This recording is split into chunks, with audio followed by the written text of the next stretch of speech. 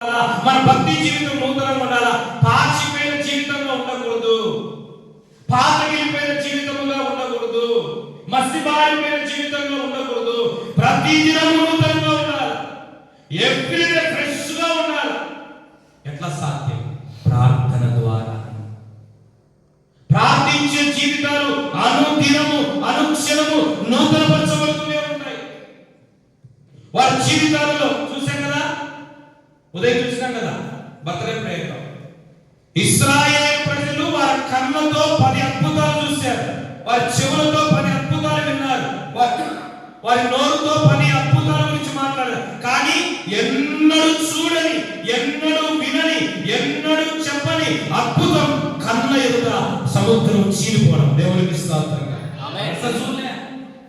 నీళ్లు రక్తంగా మారే చూశారు కానీ, కాలువ ఎర్రగా మారే చూశారు కానీ సముద్రం చీలలేదు. సముద్రం చీలితే చీలిలేదు. నీళ్లు కోరగా, నీళ్ళు కూడా ఎలా చూసినారా? ఇటుకల కూడా ఉంది, రేపులతో కూడా ఉంది, తర్వాత బండలతో కూడా ఉంది. ఇప్పుడు అవి వచ్చినాయి, ఉడ్డుతో కూడా గోడలు కడుతున్నారు. ఇన్ని రకాలు ఉంటే నీళ్ళతో కూడా కట్టడం ఎంత అద్భుతం! ఆశ్చర్యపోయినారు. ఇశ్రాయేలు జీవితంలో ఎంత అద్భుతం అంటే, నీళ్లు పల్లవేలు, నీళ్లు పోస్తే తక్కువకి వెళ్ళిపోతాయి, కానీ తక్కువలో ఉండే ఎక్కడ వచ్చినాయి, పైకి వచ్చినాయి. ఎంత విచిత్రం! అలా రావాలంటే ఏం చేయాలి తెలుసా? ఫౌంటైన్ వాడాలి. ఫౌంటైన్ చూస్తారా? మోటార్ వాడితే, మోటార్ వాడేప్పుడు ఏముంది, పైకి ఏమన్నా ఎంత పైకి రావాలా? కానీ ఇక్కడ ఏంటి అద్భుతము? నీళ్లు పైకి పోయినాయి, గోడలాగా నిలిచిపోయాయి. అద్భుతం అది. ఈ 2020 సంవత్సరంలో ప్రార్థన ప్రార్థన ప్రార్థన ప్రార్థన. కూర్చున్నా, లేచినా, పడుకున్నా, ప్రయాణమైనా, పని చేసినా, ఏం చేసినా నీ జీవితంలో శ్వాసగా, ఉచ్ఛ్వాసగా, నిశ్వాసగా ప్రార్థన మారుతుంది. ప్రార్థన ఏం చేసింది? హబక్కూకు ప్రార్థన చేసినప్పుడు ఆ ప్రార్థన ఏం చేసిందంటే, ప్రార్థన నూతన కార్యాలను జరిగిస్తుంది. అది దేవుడు వాగ్దానం కూడా. యెషయాలో కూడా ఏమన్నాడు?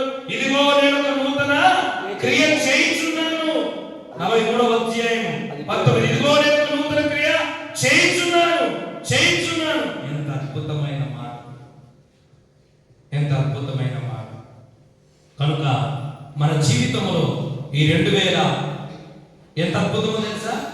చూడండి ఒకసారి 43వ అధ్యాయము 2వ వచనం చదవండి. నీవు జలములలో పడి తాకినప్పుడు నేను నీకు తోడై ఉండును, నదిలో పడి వెళ్ళినప్పుడు నీ మీద పొల్లి. నా వైపు చూడండి. ఇప్పుడు నదిలో పోతున్నాడు, ఒక నదిలో దిగినాడు, నీళ్ళు మీద వారు ఆడతాయా లేదా? నీళ్ళు ఇక్కడ ప్రవహిస్తున్నాయమ్మా, నువ్వు నదిలోకి దిగిపోయినావు, దిగితే నీళ్ళు పోవా? మరి ఏమంటున్నాడు? నువ్వు నదిలో పోతావు కానీ నీ మీద. అదే అద్భుతం. అంటే నదిలో అంటే ఆనది కాదు, జీవితంలో నది వంటి శోధనలు, సమస్యలు, ఇరుకులు, ఇబ్బందులు నీ మీదికి ప్రవాహంలాగా వచ్చిన అవి నిన్ను ముంచివేయకుండా పైకి వెళ్తాయని చెప్తున్నాను. 2వ అద్భుతం చూడండి. నీవు అగ్ని మధ్యలో నడిచినప్పుడు అగ్గి కాల్చుకొని ఉంటది, అదే కాలిపోవు. అదే అద్భుతం. నీళ్ళలో పోతావు, నీళ్లు ముంచావు, అగ్నిలో పోతావు, అగ్ని కాదు. అగ్ని వంటి శ్రమ వచ్చిన నిన్ను, నీ కుటుంబాన్ని, నీ బ్రతుకును అవి కాల్చివేసి పూర్తి చేయి. అదే అద్భుతం. ఇదేంద్రా, ఇన్ని సమస్యలు ఎట్లా బ్రతుకుతున్నారా? అదే అద్భుతం. ఇన్ని బాధలు ఉన్నా కూడా ఎంత సంతోషంగా ఉన్నారా? అదే అద్భుతం. ఇన్ని ప్రాబ్లమ్స్ ఉన్నా కూడా ఎంత ప్రశాంతంగా ఎట్లా బ్రతుకుతున్నారా? అదే అద్భుతం. అది ఎలా సాధ్యం? ప్రార్థన ద్వారా. ప్రార్థన ద్వారా. ప్రార్థన ప్రార్థన ప్రార్థన. దేవునితో మాట్లాడు, దేవునితో గడపడం, దేవునితో సహవాసం. 2వ విషయం, హబక్కూకు చేసిన ప్రార్థన ఫలాలు. 1, ప్రార్థన నూతన కార్యాలను మన జీవితంలో జరిగిస్తుంది. మన జీవితంలో, మన కుటుంబంలో, మన పనులలో, మన బ్రతుకులో, మన బ్రతుకు తెరువులో పాతగిలిపోకుండా, పాతబడిపోకుండా, సర్దిపడిపోకుండా ప్రతి దినం నూతన కార్యం జరిగిస్తుంది. 2వ విషయం, ప్రార్థన. హబక్కూకు ప్రార్థన 3వ అధ్యాయము 3 నుంచి 16 వరకు రాసుకోండి. అన్ని ఉంటాయి చెప్పినట్టు. 3వ వచనం చదవండి. దేవుడు తేమాలో నుండి చాలు, రెండో విషయం చదువుదాం. చాలు, మూడవ అధ్యాయం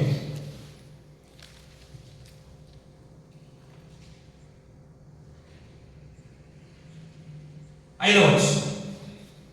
ఆయనకు ముందుగా తెగులు నడుచుచున్నవే, ఆయన పాదముల వెంట అగ్ని మెరుపులు వచ్చుచున్నవే. చాలు. తర్వాత మరొక వాక్యం చదువుకుందాం.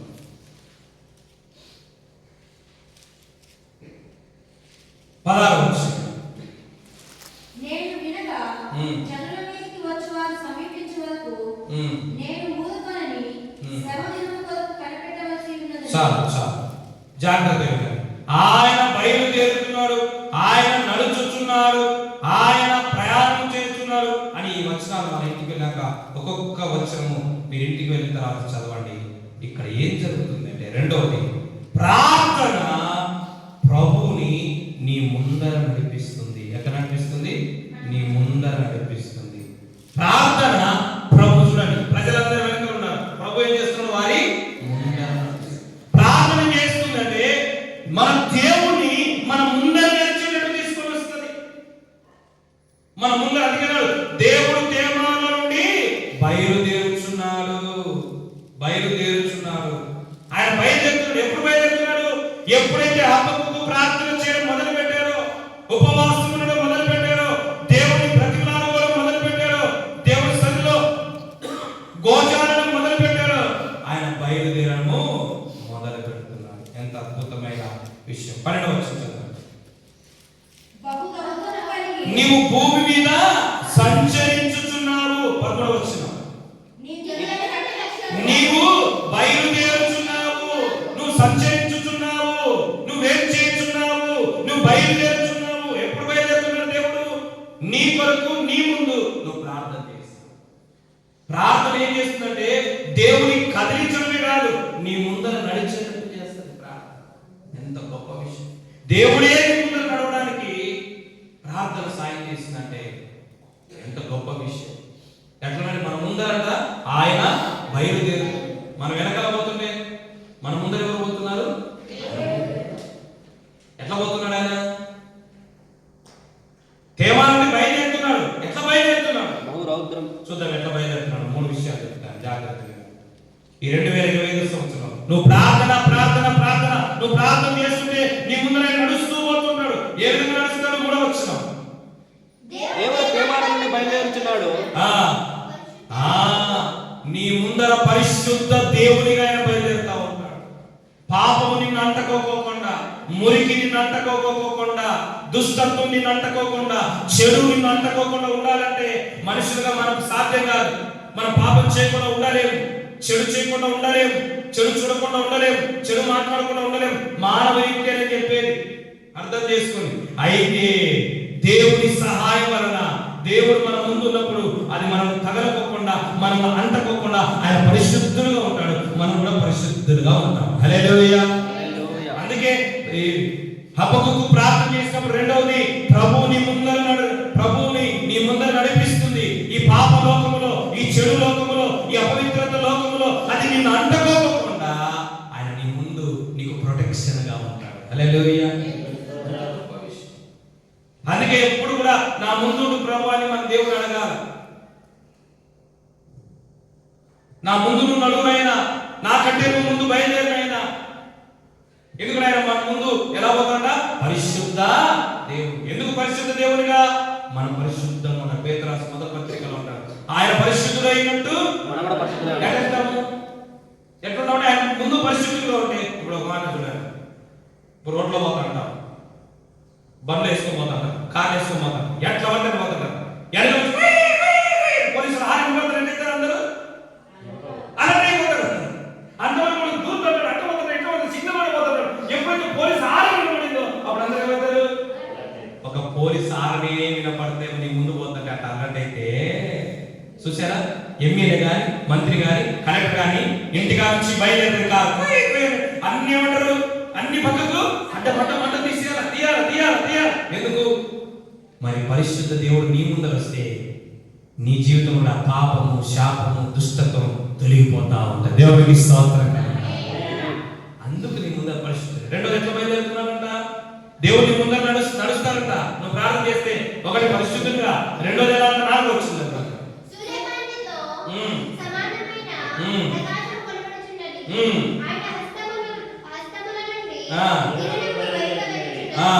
అక్షరైన బలము.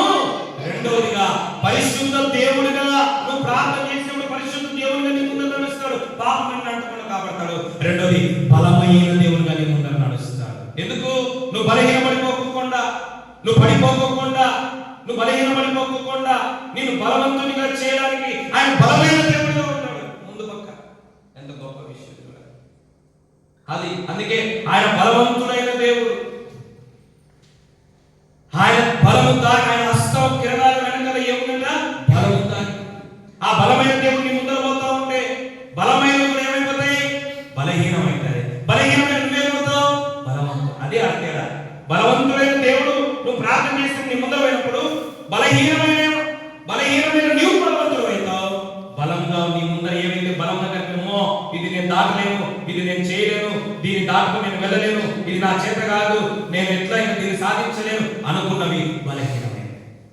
బలహీనులేమో బలవంతులైతారు, బలముగా ఉన్నవేమో నీ దృష్టికి ఏమైతే బలహీనం. అది బలవంతుడైన దేవుడుగా నీ ముందర నడుస్తారు. పరాక్రమశాలిగా నీ ముందు నడుస్తారు. యుద్ధ వీరుడుగా నీ ముందు నడుస్తాడు. యుద్ధ శూరుడుగా ఆయన మన ముందు నడుస్తారు. ఎంత గొప్ప విషయం. అందుకే హబక్కూకు ప్రార్థన చేసినప్పుడు మొదటిది ప్రార్థన నూతన కార్యాలు చేస్తుంది. రెండోది ప్రార్థన ప్రభువును ముందు నడిపిస్తుంది, నడిచేలాగా చేస్తుంది. ప్రార్థన ఎలాట? పరిశుద్ధ దేవుడిగా నువ్వు పాపం చేయకుండా, పాపంలో పడకుండా. రెండోది బలమైన దేవుడిగా నువ్వు ప్రార్థనలో, నువ్వు వాక్యంలో, విశ్వాసంలో, పరిశుద్ధతలో, నీతిలో బలహీనపడకుండా ఉండాలి. నువ్వు వీక్ కాకూడదు. బలహీనంగా ఫిజికల్ గా వీక్ అయిన పర్వాలేదు, స్పిరిచువల్ గా వీక్ కాకుండా. ఒకడున్నాడు బైబిల్, బలహీనమైన పాదం కలిగిన. ఎవరు? బలహీనమైన పాదం కలిగిన పరిస్థితి ఏంటి సార్? రోజు ముందుకు టక్కడగా పోతాడు, టక్కనే అయిపోతాడు, మళ్ళీ ఎందుకు? పాదములు. ఈ 2025లో నీ ప్రాణం, నీ ఆత్మ, నీ శరీరము పడిపోకుండా, నిస్సత్తువ కాకుండా, బలహీన పడిపోకుండా, సత్తువ కలిగి, సారము కలిగి, బలము కలిగి, వీరుగా, శూరుగా, బలముగా నువ్వు ముందు కొనసాగాలి. దేవుడికి స్తోత్రం. ఎట్లా పోతారంట నీ ముందర? తేమాలో ఎట్లా పోతున్నారంట? 13వ చదువు 13.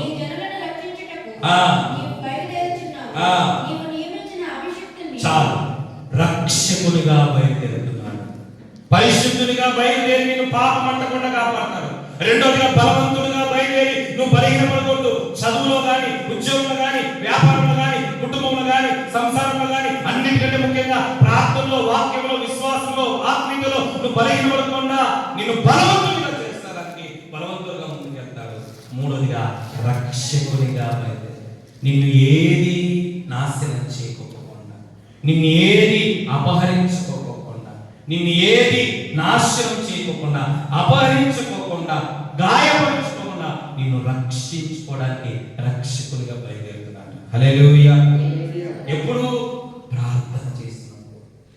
ప్రార్థన చేసినప్పుడు ఆయన నీకు ముందుగా బయలుదేరుతాడు, నిన్ను రక్షిస్తాడు.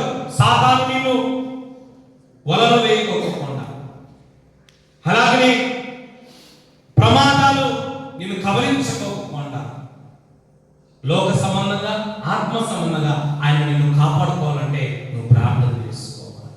ప్రభా, నేను నశించుకోకూడదు, నేను లోకంలో కలిసిపోకూడదు, సాతాను అపహరించకూడదు, భక్షించకూడదు అంటే ఆయన రక్షకుడిగా ముందు బయలుదేరాడు కనుక. రెండవది ప్రార్థన.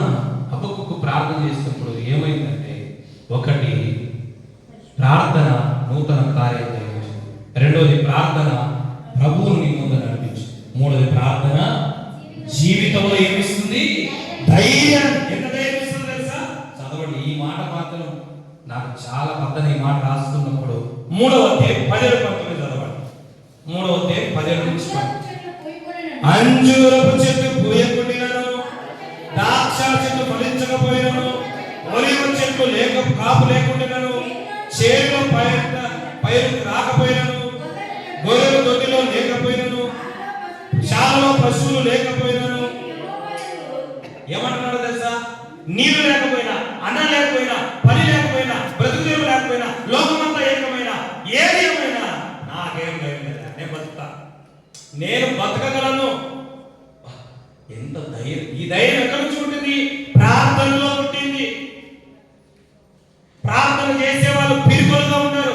వాళ్ళేమో చంపేస్తారేమో, వాళ్ళేమో చచ్చిపోతారేమో, వాళ్ళు నాకంటే బలవంతులు, వాళ్ళంటే నాకంటే పలుకుబడి కలిగిన వాళ్ళు, వాళ్ళు నాకంటే బ్యాక్గ్రౌండ్ కలిగిన వాళ్ళు, కనుక నన్ను చంపేస్తారేమో, లేకపోతే నాకు ఏమైనా ప్రమాదం ఉందేమో, లేకపోతే నేను నా జీవితాన్ని నడిపించుకోలేనేమో, నా పిల్లలు సాకలేమేమో, నా కుటుంబాన్ని నడిపించుకోలేమో, నేను చదవలేనేమో, నేను పని చేయలేమో, నేను ఆత్మీయంగా ఉండలేము.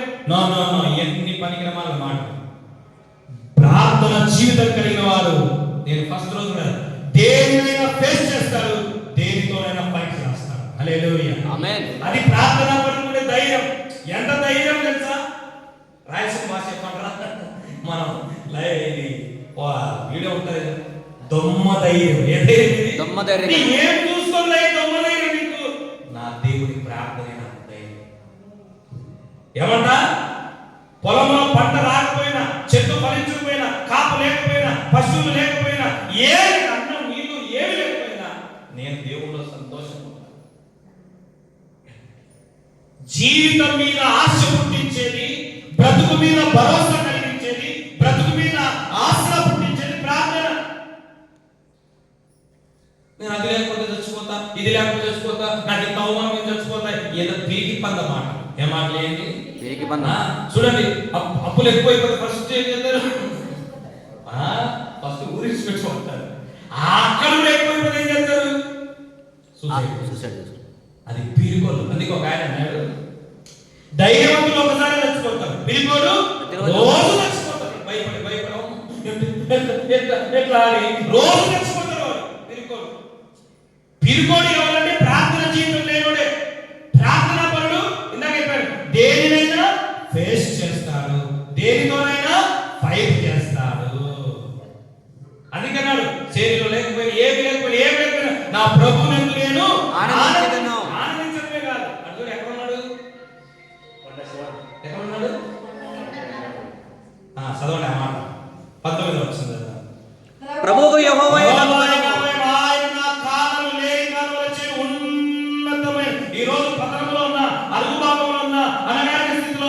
ఉన్నతమైన స్థలం మీద ఆయన నన్ను ఎంత ఉన్నత స్థితికి ప్రార్థన తీసుకెళ్ళాడు. ఏ స్థితిలోంచి? అంజూరపు చెట్టు పోయే స్థితిలో, తిండి లేని స్థితిలో, నీళ్లు లేని స్థితిలో, పని లేని స్థితిలో, బ్రతుకు తెరువు లేని స్థితిలో, ఓడిపోయిన స్థితిలో, అందరితో అవమానం తలముంచుకునే స్థితిలో, ఇప్పుడు చూసి అందరికంటే అన్నిటికంటే ఉన్నత స్థలం మీద జింక కాళ్ళ వలె పరిగెత్తుకుంటూ పైకి పోయినాడు. అంత శక్తినిచ్చింది ఏంటో తెలుసా? ప్రార్థన. అందుకే ప్రార్థన బ్రతుకు మీద భరోసా ఇస్తుంది. ప్రార్థన బ్రతుకులో ధైర్యం ఊరిపోస్తుంది. అందరూ భయపడ్డాడు, మోషే కూడా భయపడ్డాడు. ఎర్ర సముద్రం చూస్తేనే మోషే కూడా భయపడ్డాడు.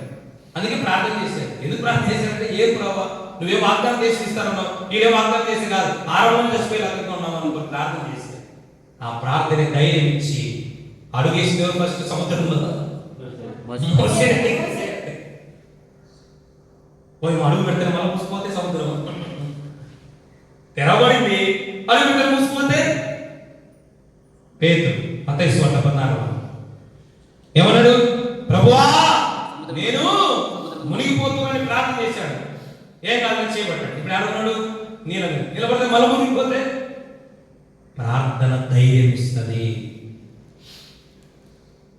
ఏమి లేకపోయినా, ఎవరు లేకపోయినా, ఏది జరగకపోయినా, అనగారి స్థితికి వెళ్ళినా, పతన స్థితికి వెళ్ళినా మళ్ళీ ఎక్కడ నిలబడుతుంది? పై స్థితిలో. ఎట్లా అయిపోయింది, ఎట్లా మునిగిపోయినా, ఎట్లా అయిపోయింది, ఎట్లా అనగారిపోయినా, ఎట్లా పడిపోయినా అనుకోలే. ప్రార్థన చేసే తిరిగి పైకి.